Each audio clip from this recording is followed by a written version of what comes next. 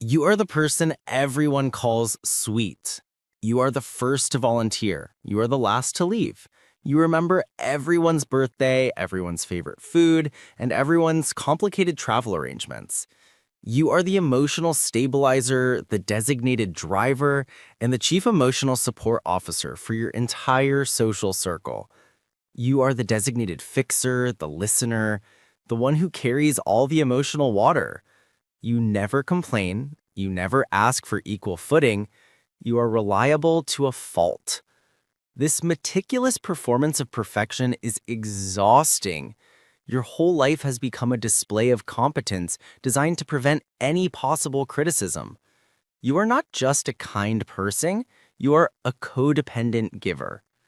The entire structure of your social life is built on the premise that you are this central, non-complaining resource. Beneath this armor of niceness, however, a profound emotional dissonance churns. You are outwardly loving and inwardly furious. This profound emotional dissonance is the source of your constant fatigue. When people describe you, the first word they use is kind. And yet, if we were to look inside your heart right now, we would find something heavy, something brittle, something exhausted.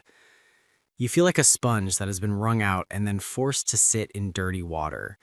No matter how much you give, the water inside you feels heavy and toxic because the exchange is never equal.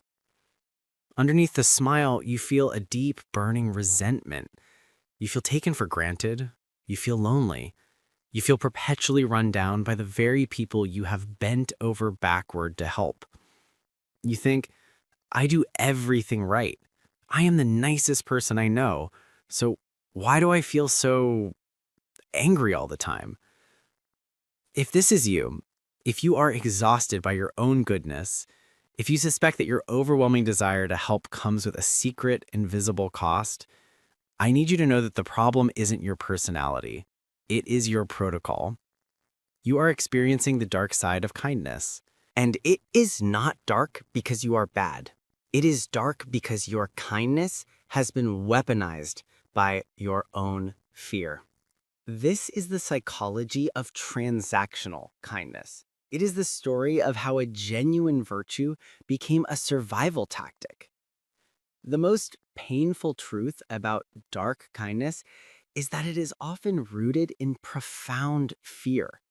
You see, genuine kindness is a gift given freely, without expectation. Dark kindness is a shield.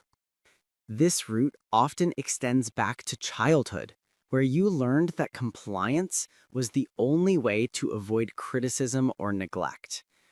You realized that the adults only felt calm or expressed affection when you made yourself small and useful. You learned, if I am a giver, I am safe. If I am a needer, I am abandoned. This fear is why you offer help before anyone even asks. You are constantly offering prophylactic kindness, a preemptive strike against judgment. This armor of compliance becomes your emotional insurance policy. This chronic effort is a profound low-grade anxiety that never shuts off. You buy protection against future criticism by investing heavily in present favors. You use your helpfulness as a prophylactic against judgment. It is an armor made of compliance. You cling to it desperately because you are terrified that if your flaws are seen, you will be cast out. This armor of compliance becomes your emotional insurance policy against future disappointment, a premium you pay daily with your time and sanity. You are silently thinking, I helped them move the sofa today, so they cannot possibly be mad at me when I mess up that project next week. This is kindness as self-defense. You are trying to control the world's perception of you, believing that if you are indispensable, you are untouchable. And that is an incredibly tiring way to live. This is where the resentment is born. The fundamental difference between true kindness and dark kindness is the hidden ledger. When you help from a place of pure, authentic compassion, the transaction is complete when the act is done. You give, and you feel good because you gave. But if you are a dark kind person, you have an invisible spreadsheet running in your mind. You keep meticulous score. You are running an insecure equation.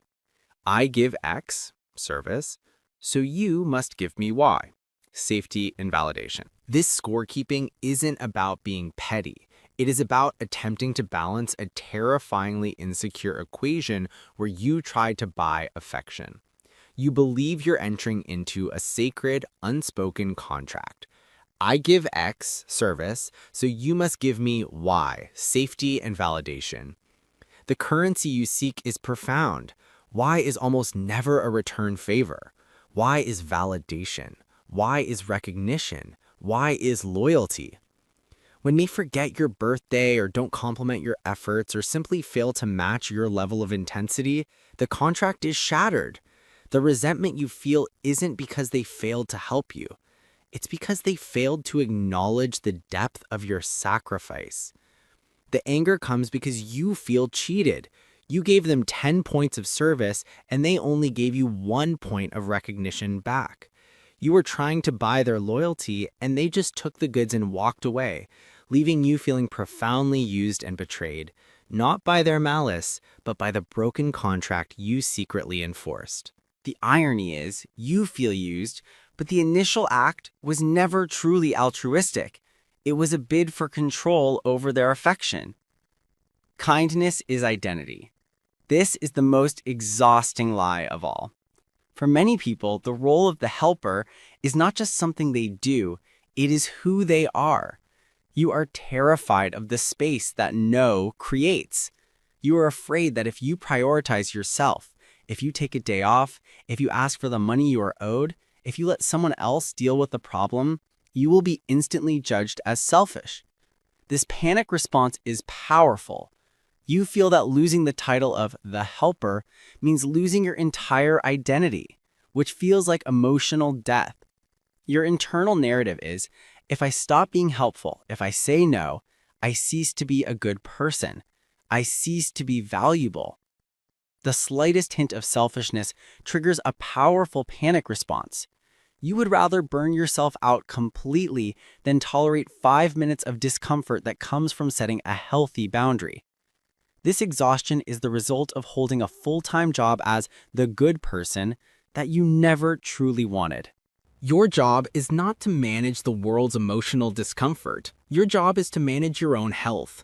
The solution is to realize that your intrinsic value is non-negotiable. It doesn't rely on external transactions. So how do we break this cycle and find true, joyful, sustainable kindness? You do not need to become mean. You need to become authentic. You need to replace the contract with choice. Step 1. Locate the lie. The next time you are asked for a favor, buy yourself a pause. Say, "Let me check my calendar." Then, when you are alone, ask yourself one question. Am I saying yes because I genuinely want to, or because I'm afraid of what happens if I say no? If the answer is fear, then the answer must be no. Step 2. Replace the ledger with the gift. When you choose to help, make the internal transaction immediately clear. This is a gift. There are no strings attached. When the act is done, wipe the score from your mental ledger. Expect nothing. True kindness is restorative. Step 3. Practice selfish boundaries. Your exhaustion is not a random occurrence. It is a sign that your boundaries are broken. You need to learn the new contract. Self-compassion is the prerequisite for true compassion.